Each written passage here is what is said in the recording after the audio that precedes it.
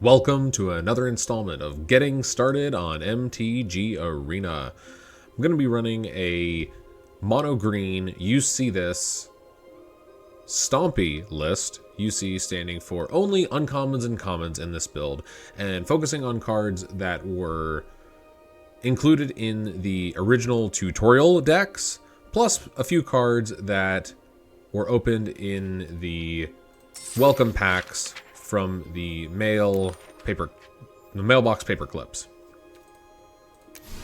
There's a hodgepodge here of just 2-drop creatures, nothing too impactful. But there is, in addition to the Stompy finisher aspect of this deck, there is a subtle +1/+1 counters theme. So cards like Blanchwood Prowler, which have the flexibility of potentially digging a land out of the 3 cards that were milled, or getting a +1/+1 counter, has both benefits that way. There's then just, like I said, a smattering of various cards that I'm trying to make do with the limited card inventory without a whole lot of wild cards here to really flavor up the deck or fine-tune it to use mostly 4-ofs and 3-ofs of the cards that I think are most impactful and synergistic, that work well together. So I'm just going to highlight some of these cards that I actually do have 2 or 3 of, or that at least work together to form a bit of a synergistic strategy. So the Weary Thespian here is 3-of because it allows for deck filtering by looking at the top of the library, both on entry and exit if it's dying, not being exiled. And card draw, card filtering is tough to come by in mono green, so that's why I'm going to take advantage of that as best I can. And then for a 2-drop creature to have 3 power is another definite benefit, because then it's just hitting for as hard as really a 2-drop can. Another small synergy within this deck is the Burrowing Razor Maw, which when it dies mills 4 cards, and then the Aftermath Analyst cares about land cards at least being in the graveyard, because then when they are when the Aftermath Analyst is sacrificed, I can return all land cards from my graveyard to the battlefield, which then ties into the Flourishing Bloomkin, which gets +1/+1 for each forest I control. So this very well could end up by the late game being a 7/7, 8/8, maybe even a 9/9. And then for the +1/+1 counters sub-strategy, sub-theme present in the deck, there's Fairgrounds Trumpeter, which just checks at the beginning of each end step whether a +1/+1 counter was put on any permanent I control, and then he wants to join the fun of that party and get his own +1/+1 counter. Then there's the Coming of Whispered Hopes, which says that if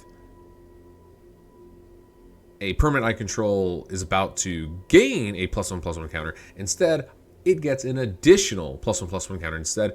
It also acts as a mana dork, and potentially a very big mana dork, adding 3, 4, or even 5 and above mana if the +1/+1 counters are flowing abundantly, which then makes it easier to cast the late game Stompy finishers.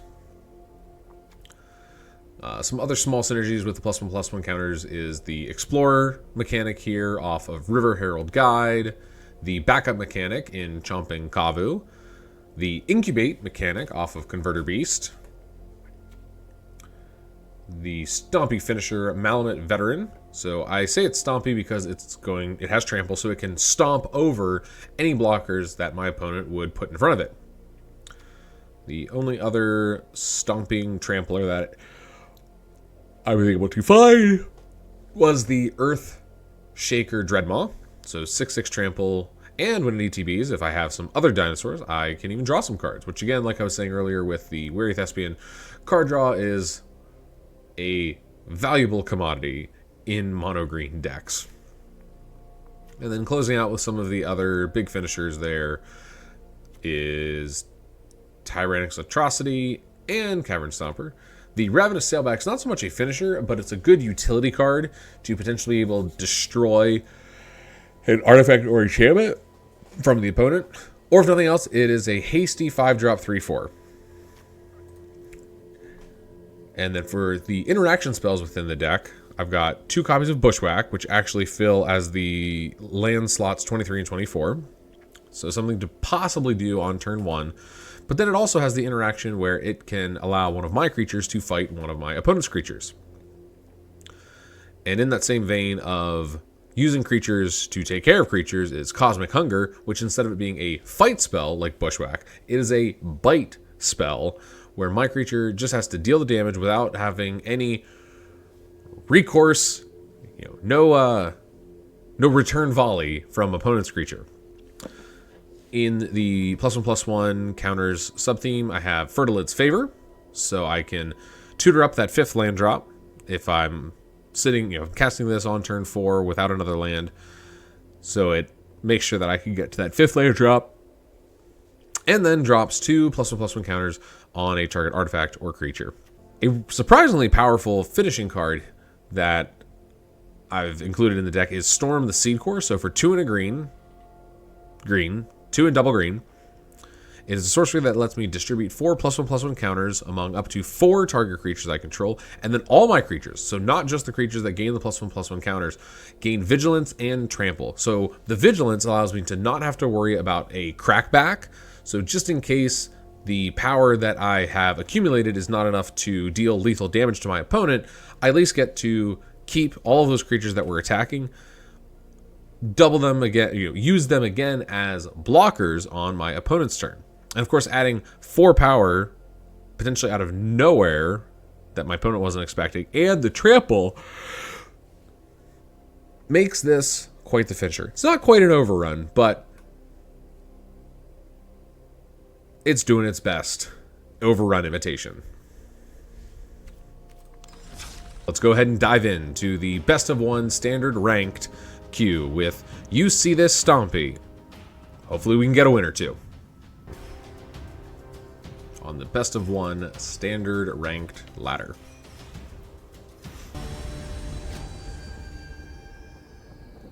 Opponent is Golden King. Right. Hello there, Golden King. Opponent's going to get to go first, and my opening hand looks like a risky keep. Blanchwood Prowler would have to find me a land to make this even potentially okay. Having 3 of my big spells is not what I want to see, but that also means that there's less big spells in the deck for me to draw, so risk it for the biscuit. Prepare my hand. Alright, drew a land, so now I don't necessarily have to use the get a land back feature on Blanchwood Prowler, if it even finds land. Oh, opponent's also on green, it looks like. And plays Venom Connoisseur, 1 and a green, Human Druid 2/2, Alliance. So whenever another creature ETBs under their control, it gains Death Touch until end of turn. If this is the 2nd time it's resolved, all creatures get Death Touch.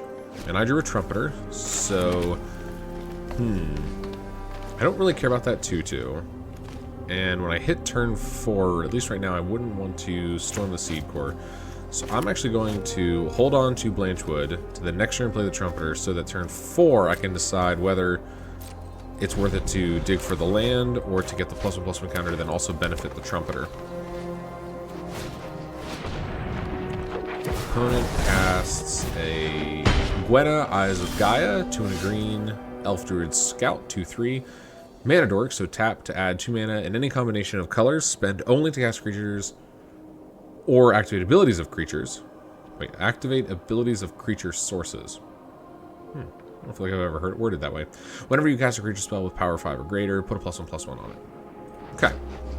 And they will have access to that next turn.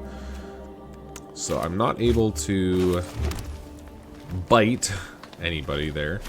Bite any of their creatures, but I can at least play the Trumpeter and see what among my opponent's 5-card hand here they've got in store. They have access now to potentially 6 mana if it's going to be casting a creature. Okay, that is a creature, but not a big enough creature for Gwenna to care about. Llanowar Loam Speaker, 1 and a green, 1/3 Elf Druid. Another Mana Dork. Tap to add 1 mana of any color. Tap, target land becomes a 3/3 elemental creature with haste until end of turn.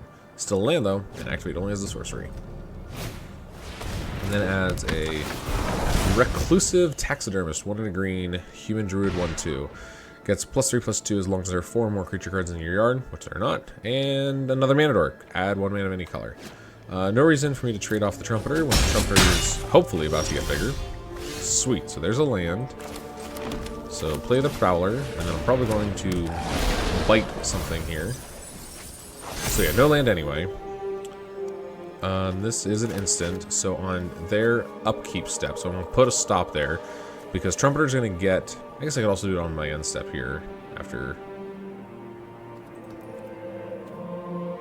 And I'm also going to enter full control by hitting Control, the control key here on my keyboard. So next to combat, no reason to attack, because they would technically be able to trade off the Taxidermist with my Trumpeter by double blocking. So moving to end step, Trumpeter will trigger. I want to make sure that I'm still in full control. Trumpeter will resolve, and then now that I have a 3/3, I'm going to deal damage to get rid of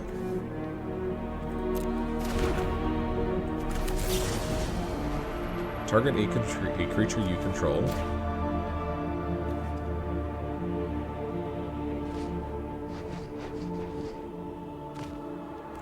Oh, and then submit that so that I can then deal it to another creature.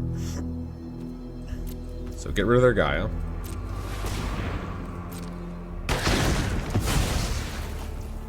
And pass the turn to them. Full control goes away.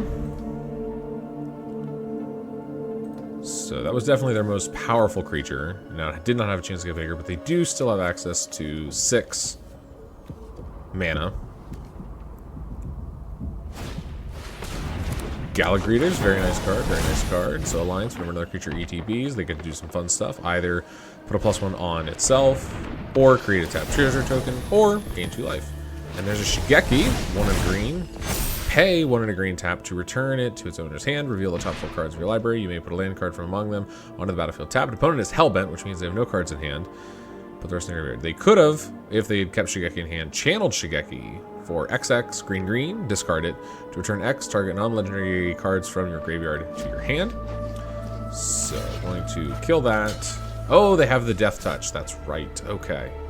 So, my life is a resource, and I can take 4 no problem. So, no blocks. And that's just a big ouchie. Alright, sweet. So, there's my 5th land. So, would I rather a 4/4 Hasty Boy or a 3/4 Hasty Boy? I believe 4/4 Hasty Boy sounds more fun. And no reason to attack with the Prowler. Do I care about... Yes, and I care about getting rid of the Galagreeters. So, attack with there. If they choose double block, I will absolutely kill the Galagreeters. Alright, so they're taking the 3 Toxic. And also took 7, which... really helped even out the board a little, the life totals there. Opponent should not be able to trigger... Okay. Death Sprout, very nice, very nice. I'm a big fan of the Death Bonnet Sprout. Cost a green, 1/1 at the beginning of upkeep. Mill a card if there are 3 or more creature cards, which... There's only 1 creature card so far. The opponent chose to return the Shigeki. So now... Oh, clever! Because then that can help trigger... the second alliance. Very nice, opponent. I like that little combo. Works quite nice, yeah, with Galagreeters.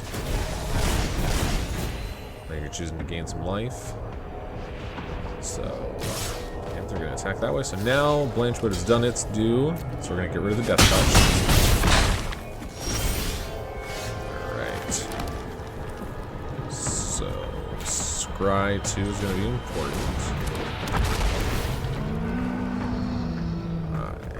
Do not want that.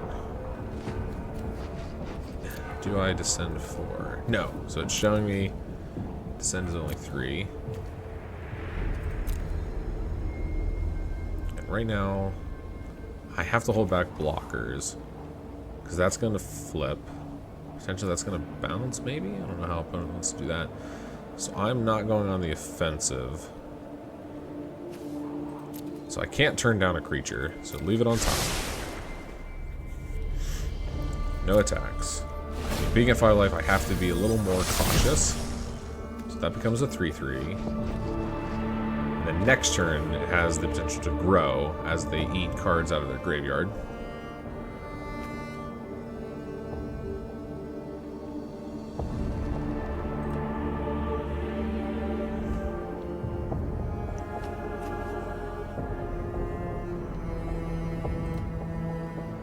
Opponent's really in the tank here, trying to think. Okay, so just a land.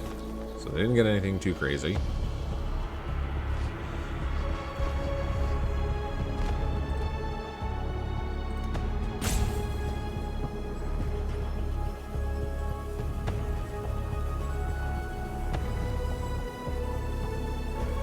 So right now, this Storm the Seed Core could be huge for trying to close out this game.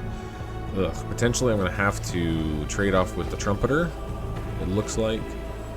Because if this takes the 4/4, this takes one of the 3/3s. So they bounce Shigeki, put a bunch into the yard. Some nice big fun stuff. Yep, trigger the Gallic Readers, so there's another 4/4. So these... Okay. I have 3 blockers. Oh, they want to keep on... Okay, so they are reconsidering. Opponent is at 15.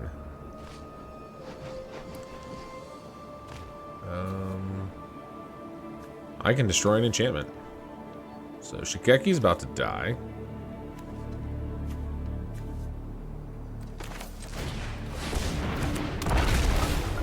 So I'm going to choose to destroy target enchantment. And is it worth attacking? I could get rid of the Gallic Readers, which would be rather beneficial. And I still have 3 blockers.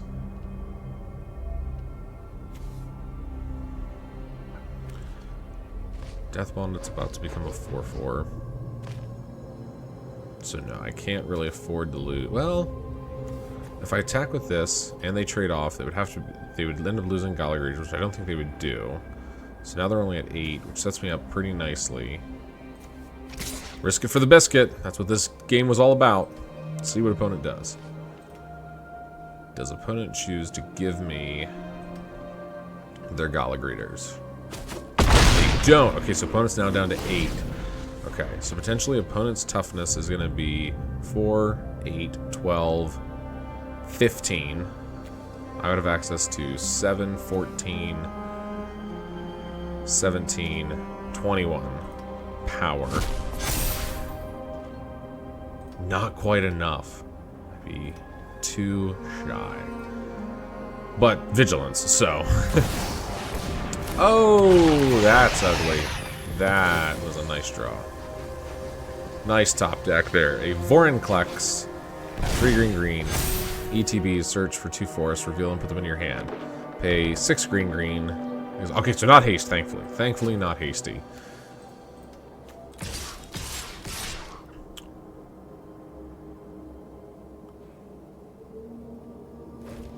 Okay, so trade off there. These two have to trade there.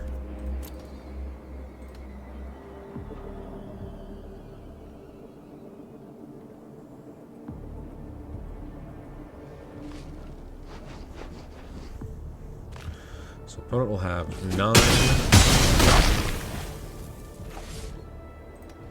9 toughness to block. And I've got 10, 14, so only 5.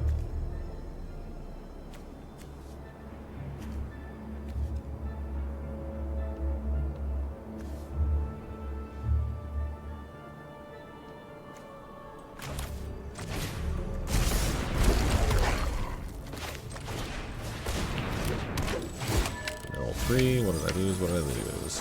Okay, so nothing too impactful. So, no attacks. Now, next turn, depending on what opponent has, I should be set up to win with the Storm the Seed Core.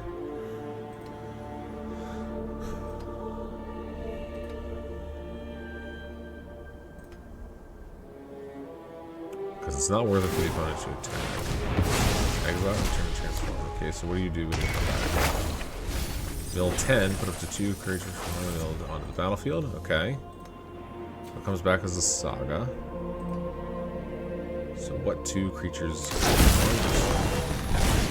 Okay, so get the death touch. Power is equal to the number of card types among cards in your graveyard. Stuns all that +1. Don't know why you would attack as a... Oh, Death Touch. Right. Right.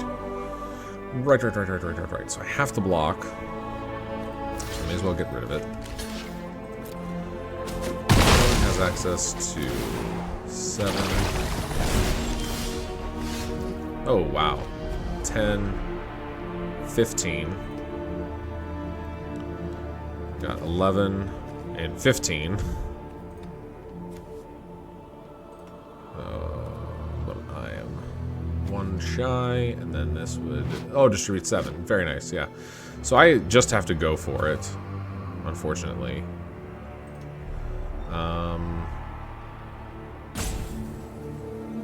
I think, yeah, the best is just to put them all right there. Pretty sure I'm going to lose this one, but...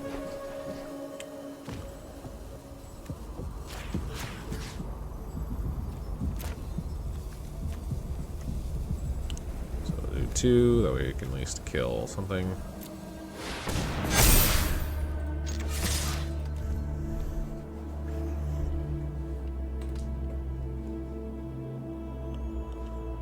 Pretty sure I'm dead, but I fought hard. Oh, that was, yeah, that was a mistake on my part. I should have. Well,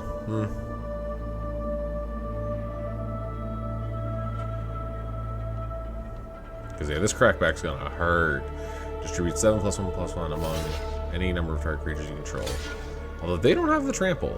So there is that at least.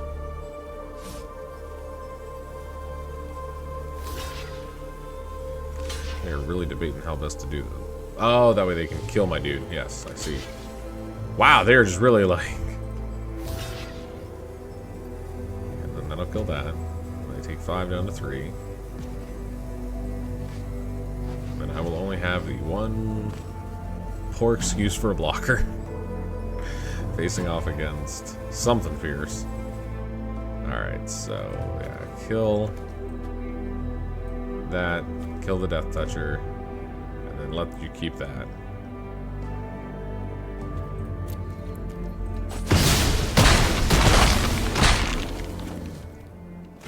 Oh! I got to keep my 9/9. Math is hard!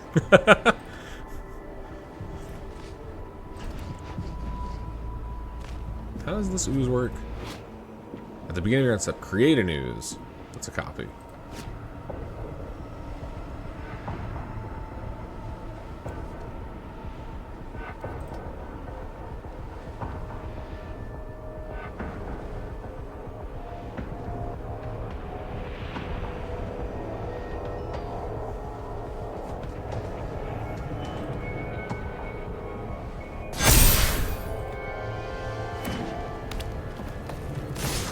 Yep, and I can only block.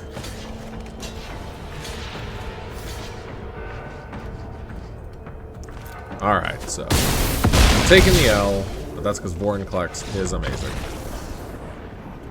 We fought hard. Got opponent down to 3. At least in bronze, not losing any tier points there.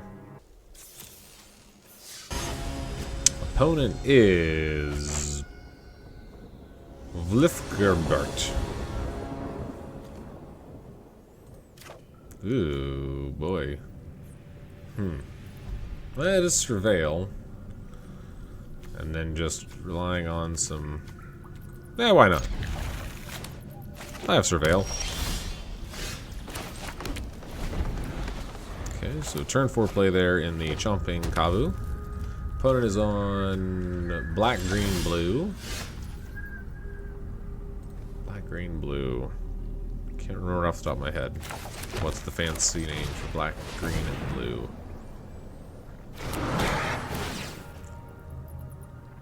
That's right, it's bug. It's a bug deck. And yes, I would like my 3rd land, please. Tainted Indulgence. Draw 2, then discard a card unless there are 5 or more mana value cards in your graveyard. Okay, so opponents, some sort of, either they just want to fill the yard, which, let's see what they discarded. Oh, just a land. Okay. Okay, I knew I was drawing that. So... potentially I would be dropping counters. Because if I draw 4th land, I'm going to want a Fertilid favor. So just go to combat here.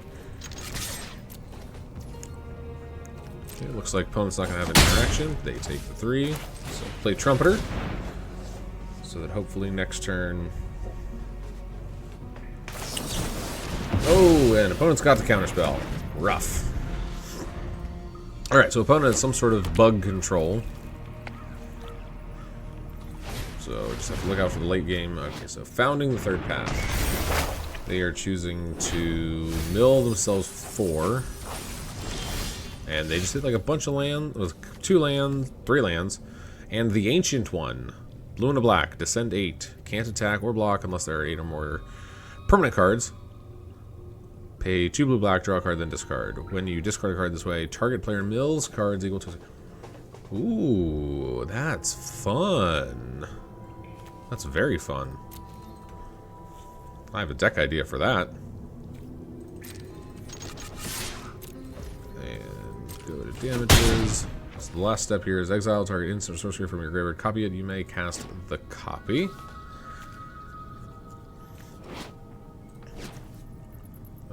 Instant or sorcery. So probably just Tainted Indulgence. Nice little build over there you got, opponent.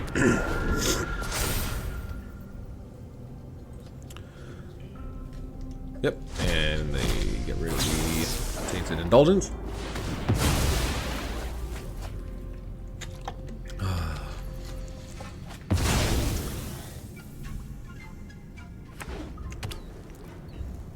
Oh, yeah, now I can Fertilid's Favor next turn.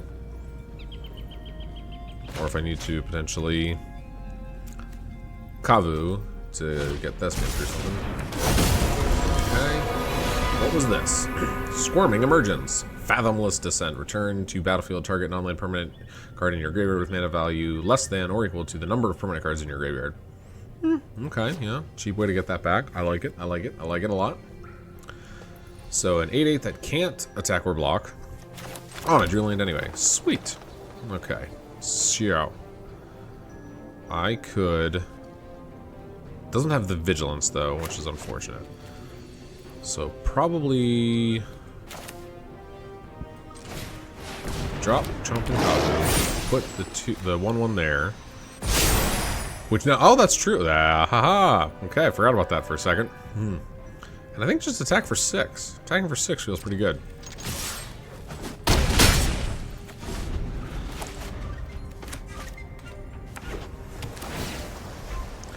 Surveilling 1. Terror Tide. 2 and a black. All creatures get neg-X until on turn where X is the number of permanent. That would hurt. Opponent's going to consider. Surveil 1, draw 1. And there it is. Terror Tide.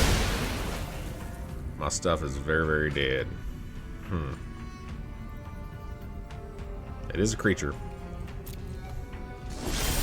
Opponent still can't block. Okay. Sweet. So...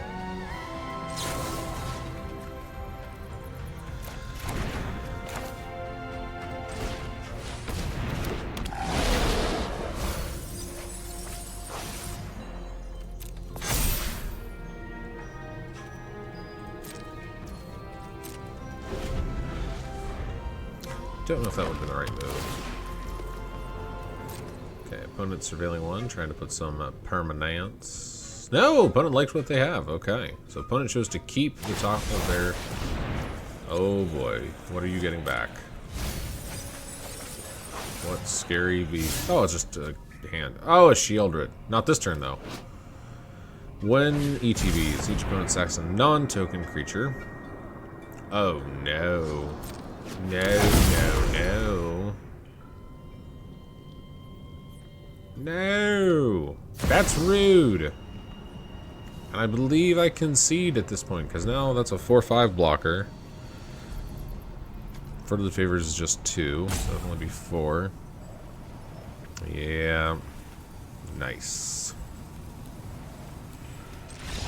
I like this build, though. This gives me some ideas about my own particular combo deck that would lean on, it's called a Teshar. It's a white bird. So, just kind of jam in as many combos as possible to build such a thing. But daily quest achieved.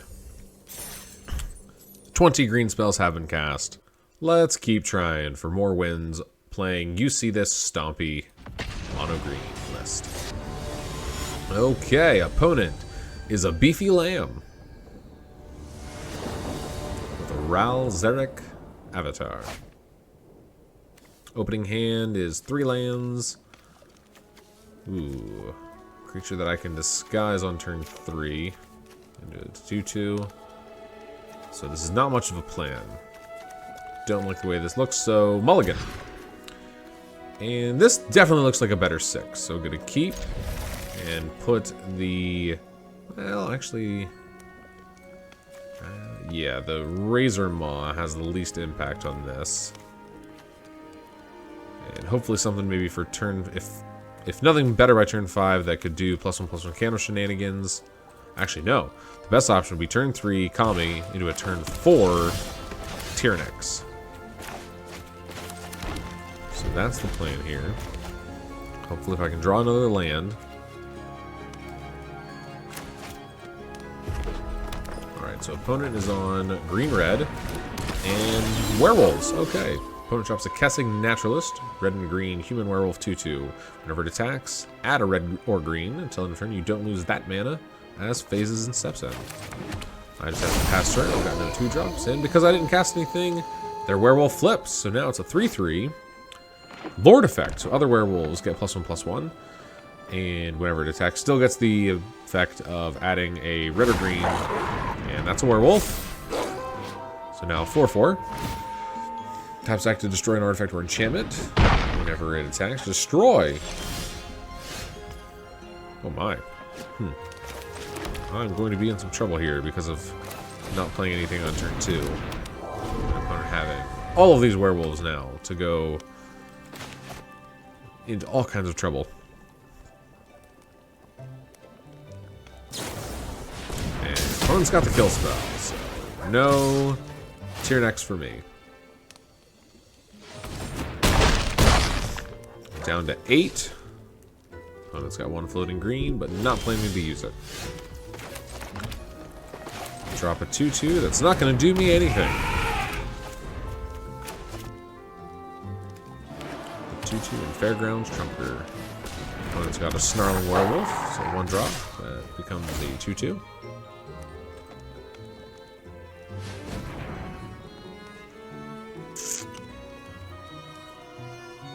It's not worth jumping this turn. So if opponent has a pump spell, I'm dead. Oh, but nope, I'm just at 1. And I don't think I actually have enough. Yep, that's not going to give me blockers, so concede.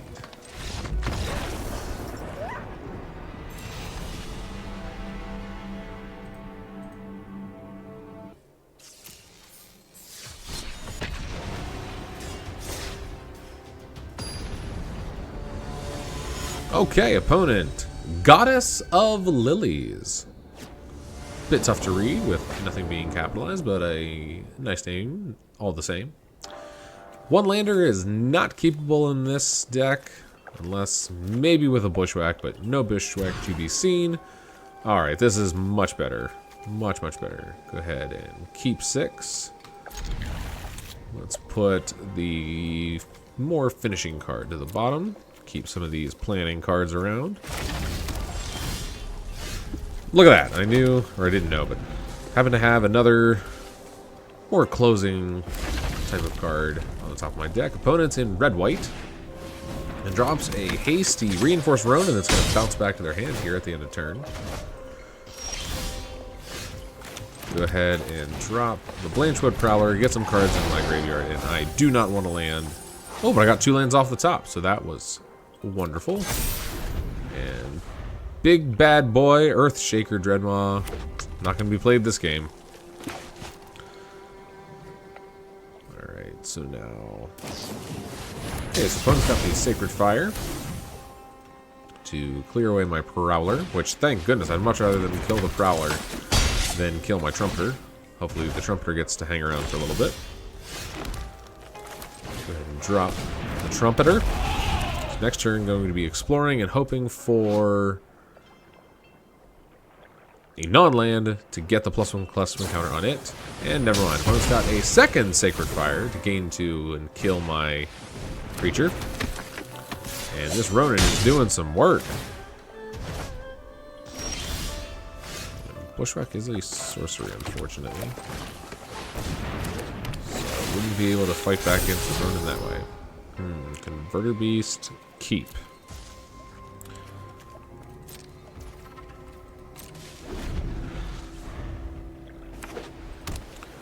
Alright, so it'll still be a ways before opponent can flash back a Sacred Fire.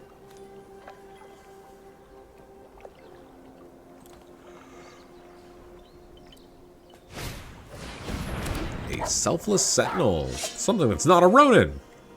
Whenever a samurai or warrior you control attacks alone, it gains a lifelink until end of turn. Wonderful.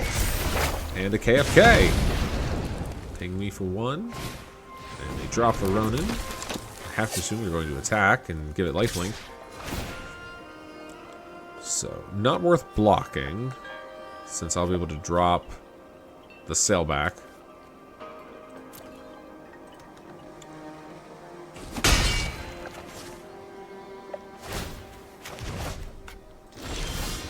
Alright, so...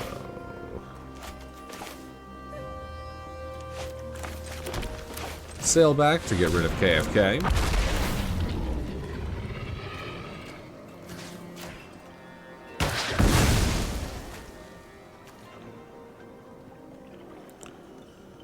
And we'll offer a trade. Oh, never. Well, it's Vigilance anyway. They take the trade, so the Ronin will no longer be lifelinky and does not have the potential to be indestructible.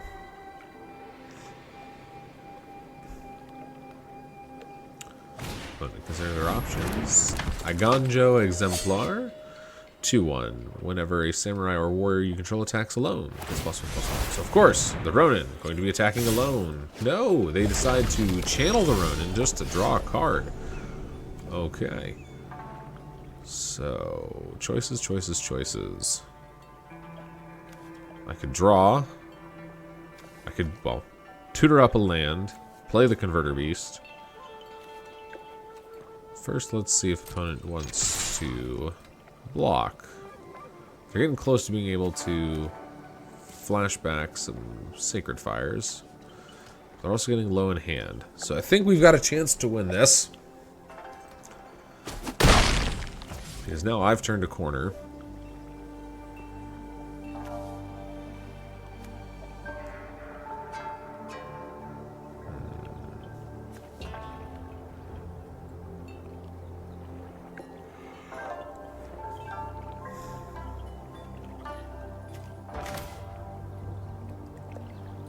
I think I'll just get rid of their Iganjo Exemplar. And then next turn, if I draw land, I'd be able to cast the Converter Beast and convert the Incubate token at the end of their turn into a 5/5. And then if it's not a land, then I'll reevaluate which route I want to go. This opponent now has 2 flashback cards in the yard. Oh, okay. Rizona, Azari Commander, Haste, 3/3. Did not want to attack. Whenever it deals combat damage to a player, if it doesn't have an indestructible counter on it, put an indestructible counter on it. If whenever combat damage is then dealt to, is when you have to remove it. So I do get the play pattern here of...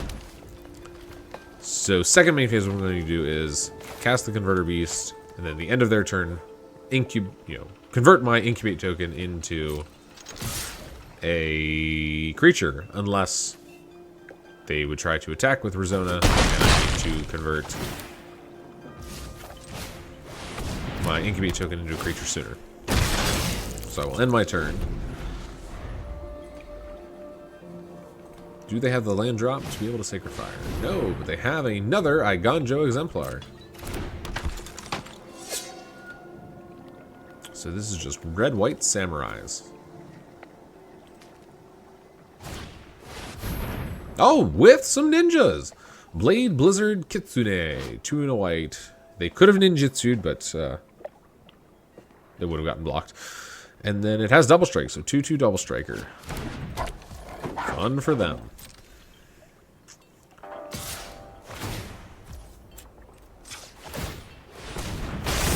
Something tells me they did not realize about the incubate token, how exactly it works. Alright, so if I were to storm, that becomes 4, so 5 and 6 is 11, is 15, so not quite enough to end the game, but may as well spread some love. Plus one, and then 2 there. And let's see what they would like to... And they just give it up there. See? As I said, Seed Core is a game finisher. So, rising up the bronze tier rank.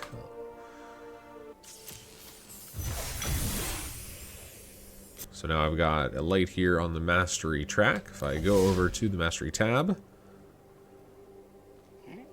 and then go into the mastery tree, I have 1 orb to use for a cosmetic. The changes I would make if I had some wild cards to burn would really be leaning into this +1/+1 counters and explore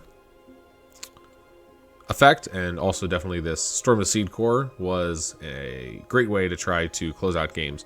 So I would do 4 of and 4 of on Kami of Whispered Hopes. Yeah, because I can still make it look as if that was going to be it, even though it's not.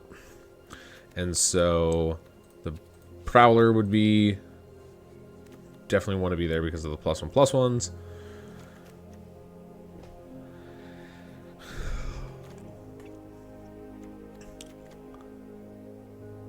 I would want probably at least another Converter Beast, maybe even 2 more.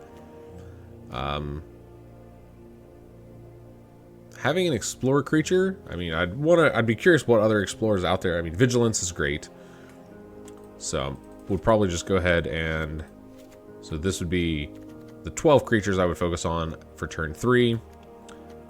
I'm pretty sure there are options in the 2-drop slot or even a 1-drop slot that can gain and distribute +1/+1 counters. The top end here, probably I would just get rid of this hasty 4/4 in favor of, yeah, like a 3 and a 3. And then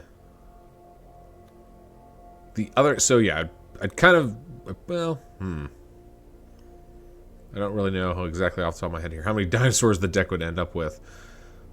But most likely not worth the Earthshaker Dreadmaw, even though Trample is nice. So I would probably drop the Earthshaker to instead have a second Cavern Stomper. And then the 10 cards that to me don't quite seem to be making the cut.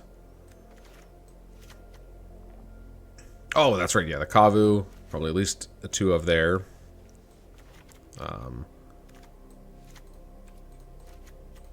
The Fertilized Favor would become a 4th, the 3rd and 4th copy of that.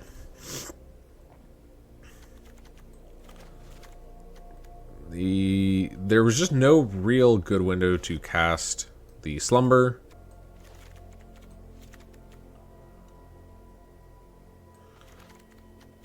And yeah, no reason to have the Razor Maw. So is that 14? So 3, 4, 5, 6, 8, 10. That's 11. So then there'd be 3 more cuts from this deck that is much more fine-tuned, I would say. Actually, yeah, probably cut a Sailback.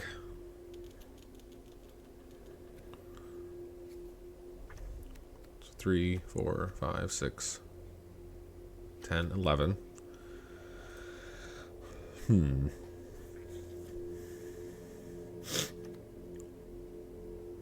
I would just cut an interaction there, and maybe even just, say goodbye completely to that. So this would probably be the list I would run if I had the wild cards to build it. If I just hit decks, then I can, yes, discard changes.